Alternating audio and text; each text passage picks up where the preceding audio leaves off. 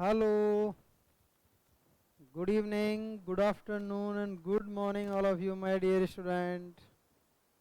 कैसे हो आप सभी? मैं उम्मीद करता हूँ आप बहुत बढ़िया होंगे। मैं राम फौजदार आप सभी का मदर्स एजुकेशन हब के इस online platform after 12th mother's पर स्वागत करता हूँ। तो आइए दोस्तों, स्वागत तो हो ही चुका है, अब आगे क्वेश्चंस पढ़ते हैं। आपको याद होगा हम ये क्वेश्चंस यहाँ तक पढ़ चुके हैं, इससे पीछे वाली क्लास में हमने ये क्वेश्चन पढ़ लिया था। अब इसे पढ़ते हैं। A and B together can complete the work in x days, B and C together can complete the same work in x minus 8 days. ये कर लिया हमने पीछे वाली क्लास में। ये वाला क्वेश्चन है, कितना शानदार सवाल है, एक बार इस पर आप ध्यान दें, कितना अच्छा क्वेश्चन है। क्वेश्चन की डिमांड ये है, देखो गौर से, P, Q and R can polish a diamond in 2, 3 and 6 days respectively. P, Q and R can polish a diamond in 2 days, 3 days and 6 days. तो यहाँ से इसका स्पीड देखो दोस्तों क्या आएगा, 3, 2 and 1. If P works on the first day on a diamond, Q works on the second day on the same diamond and R on the third day on the same diamond. P पहले दिन उसी diamond को polish करता है, Q भी उसी को polish करता है और R भी उसी को पॉलिश करता है। तो दोस्तों एक डायमंड पॉलिश होने का जो टोटल वर्क है वो 6 यूनिट है। पहले दिन P करेगा 3 यूनिट कर देगा, अगले दिन Q करेगा 2 यूनिट कर देगा और उस अगले दिन R करेगा तो 1 यूनिट करेगा। तो हमें पता चला कि 3 डेज में 1 डायमंड पॉलिश हो जाता है। 1 डायमंड 3 डेज में 1 डायमंड पॉलिश होता है दोस्तों। तो 6 डेज में 2 डायमंड और 3 डेज में 3 डायमंड, ऐसे चलेगा कार्यक्रम, है ना। तो ध्यान दें एक बार कि क्वेश्चन क्या कह रहा है, साइकिल रिपीट करते हैं उसी तरह से। Then how many diamonds can be polished in 11 days in such manner. Such manner मतलब इसी वाले प्रोसेस में 11 दिन में। इंटू 3 करो तो 9 डेज में कितने डायमंड पॉलिश हो जाएंगे दोस्तों, 3 डायमंड। ठीक है। अब देखो अगले दिन कौन जाएगा, P कितना काम करेगा, 1 दिन लेगा, 3 यूनिट काम कर देगा। फिर अगले दिन Q next day 1 day and 2 unit work complete करेगा। तो 5 यूनिट हो गया। एक डायमंड के लिए 6 यूनिट चाहिए, तो यहाँ कितना हो पाया, 5/6। तो 3 5/6 डायमंड पॉलिश हो सकते हैं 11 days as a such manner. यानी सच मैनर कितने डायमंड, 3 5/6 डायमंड पॉलिश हो सकते हैं। उम्मीद करता हूँ ये बात बहुत बढ़िया तरीके से आपको समझ आ गई होगी प्यारे बच्चों। और इसे आगे बढ़ाएं अपन, नेक्स्ट क्वेश्चन की तरफ चलते हैं। बहुत ही अच्छा क्वेश्चन है। अगला क्वेश्चन देखिएगा। यस, नेक्स्ट क्वेश्चन क्या कह रहा है, देखो भाई। ए and be started A work and worked on alternate days. If A start the work first and the whole work is completed in 33 2/3 days, while B start the work first, the whole work is now completed 33 1/3 days. Find the percentage efficiency of A with respect to B. ठीक है भाई। अब मुद्दे की बात पे आइएगा, एक बार ध्यान दें इस बात पर कि क्वेश्चन क्या कहना चाहता है। देखो आओ, देखो दोस्तों, क्वेश्चन कहना चाहता है कि ए ने वर्क स्टार्ट किया, ए ने वर्क स्टार्ट किया और फिर पहले दिन ए, फिर बी, फिर ए, फिर बी, ऐसे चलेंगे। मान के चलो 10 डेज है, A B A B A B A B ऐसे चलेगा। तो 5 डेज ए और 5 डेज बी, ऐसे चलेगा। 5 days A and 5 days B, इस तरह से चलेगा, नहीं चलेगा बोलो, बिल्कुल चलेगा। अच्छा, बात को आगे बढ़ाओ।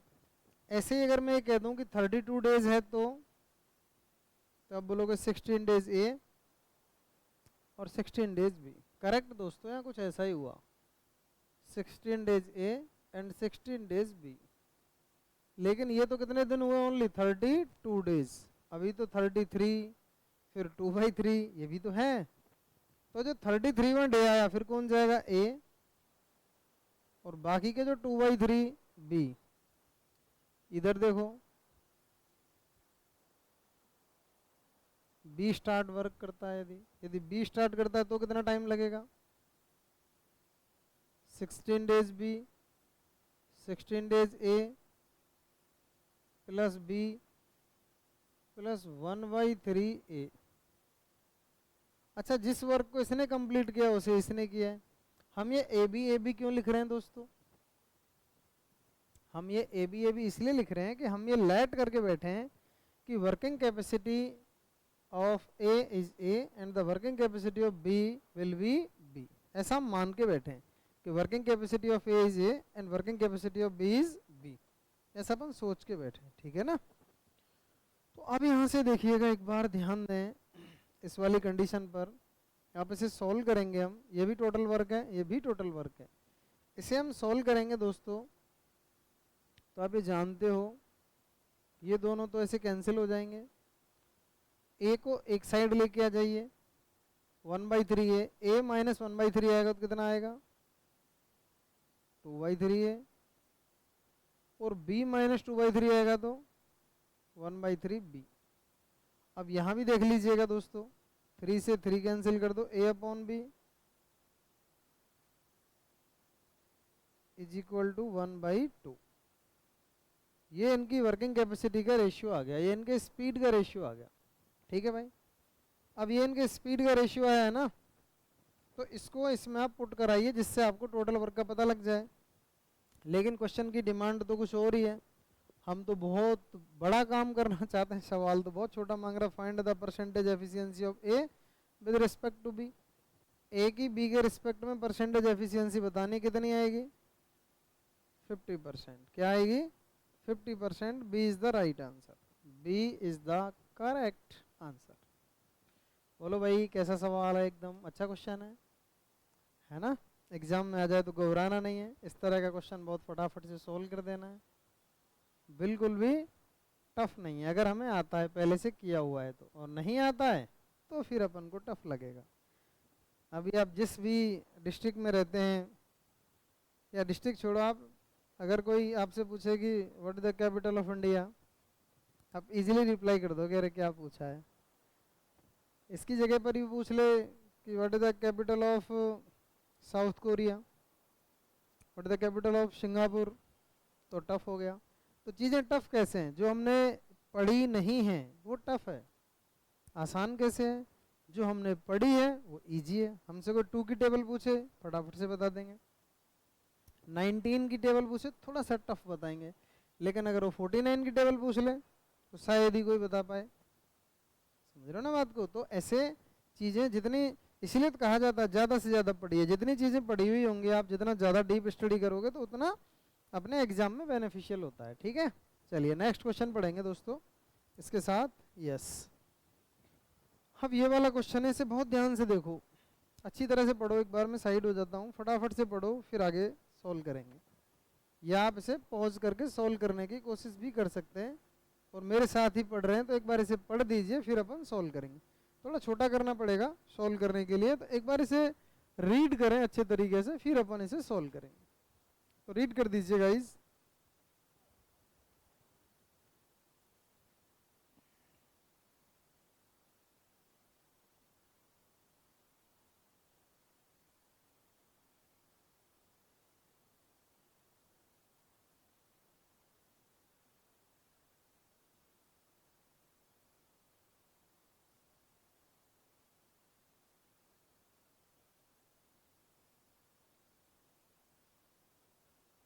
चलिए पढ़ दिया होगा उम्मीद करता हूँ।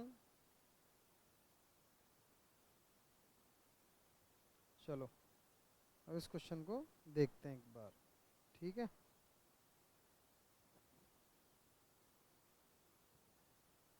देखो दोस्तों, सवाल क्या कहना चाहता है, वो थोड़ा छोटा करना पड़ेगा इसको, है ना।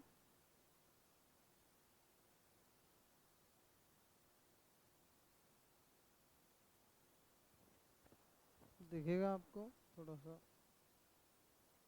बस अब देखिएगा।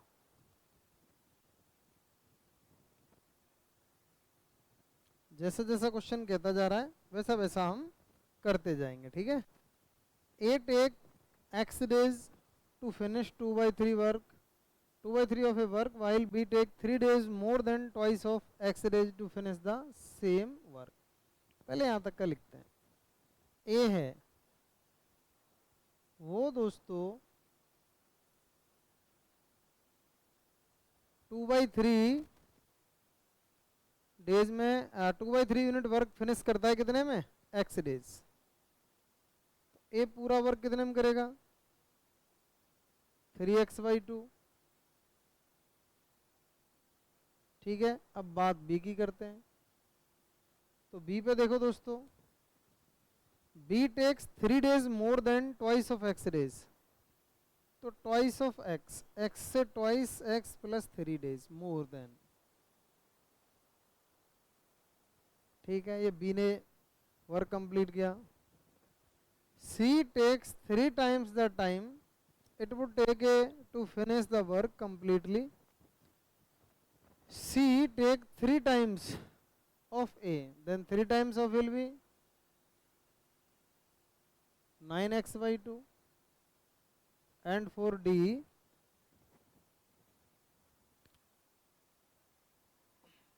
time taken by D to complete 5/8 of the same work requires 1 day more than C to complete the whole work।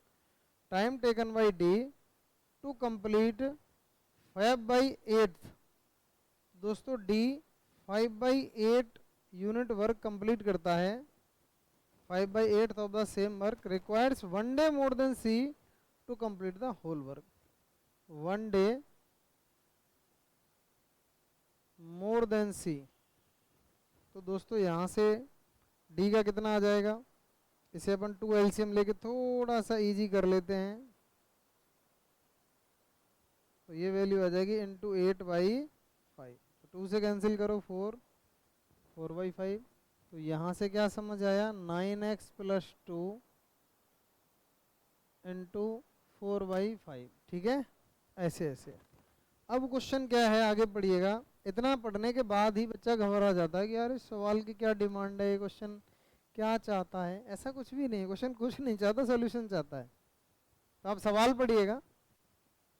If the days taken by A, B, C and D to complete the work individually is in proportion। proportion समझते हैं ना अपन, proportion होता है जैसे आपने पढ़ा होगा A/B proportional to C/D, या आप ऐसे भी लिख सकते हो A/B is equal to C/D, ऐसे बोला वो कि proportional है। तो आइए दोस्तों, 3/2x अपॉन 2x+3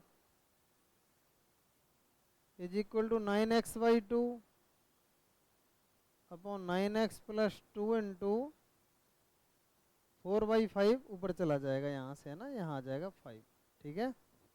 तो थोड़ा सा गौर फरमाइए, कोई कैंसिल वैंसिल कर लेते हैं, यहाँ से ध्यान दो। 2 से 2 कैंसिल करो, ये 3x से कैंसिल करो 3 टाइम, तो 5 इंटू 3 कितना है 15, 15 का मल्टीप्लाई करो 30x + 45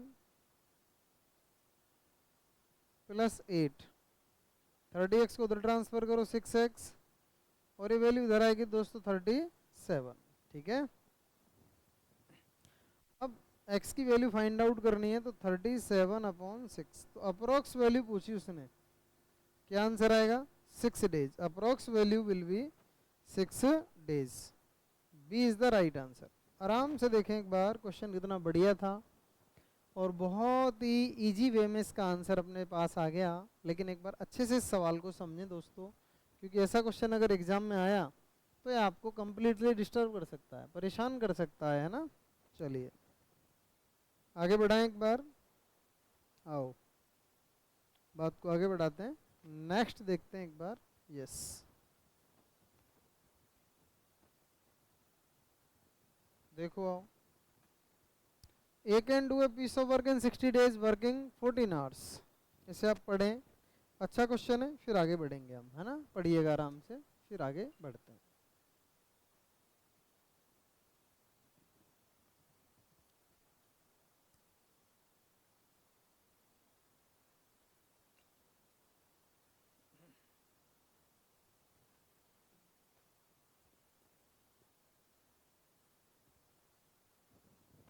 देखो आओ, A can do a piece of work in 60 days, working 14 hours. Very good. B has the same efficiency of as of A.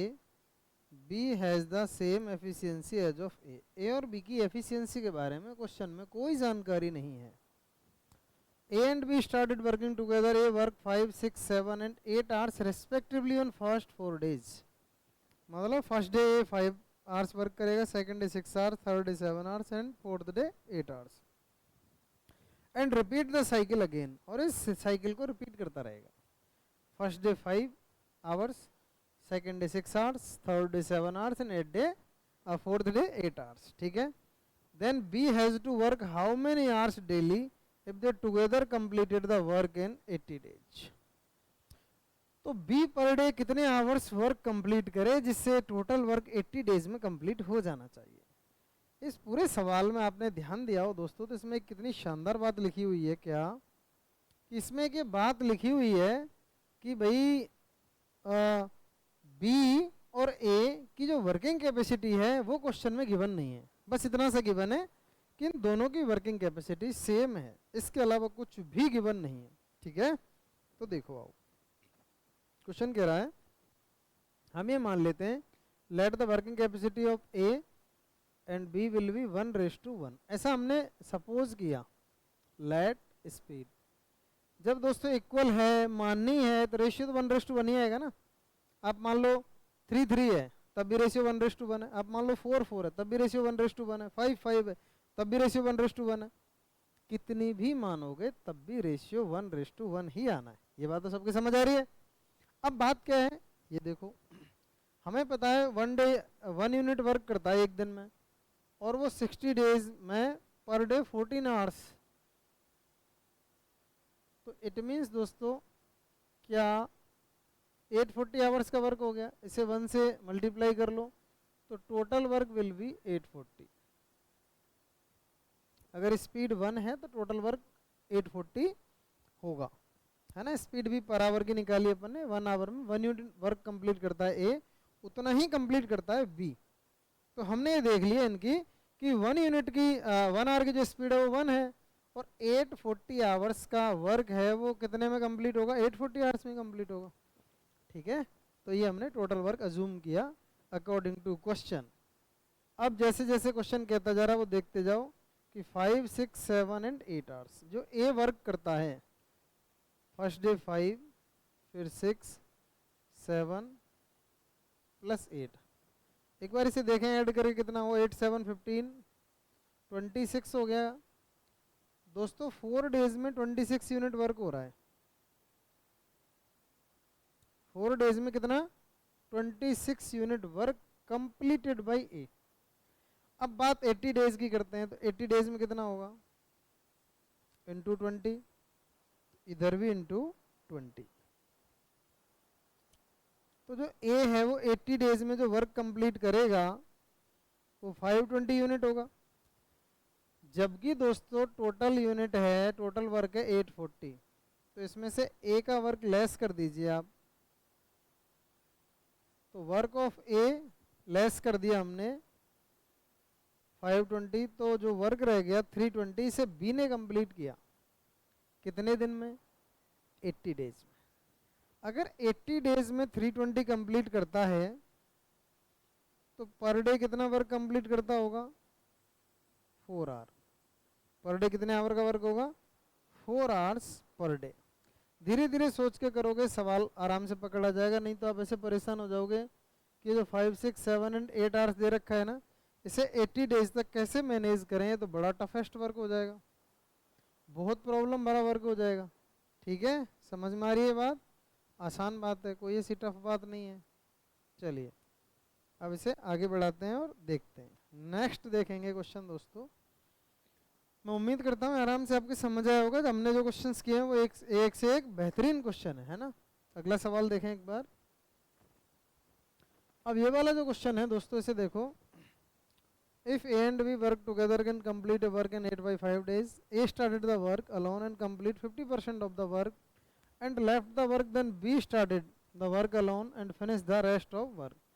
They took total 5 days to complete the work. Then in how many days B can complete the work if A more efficient than A?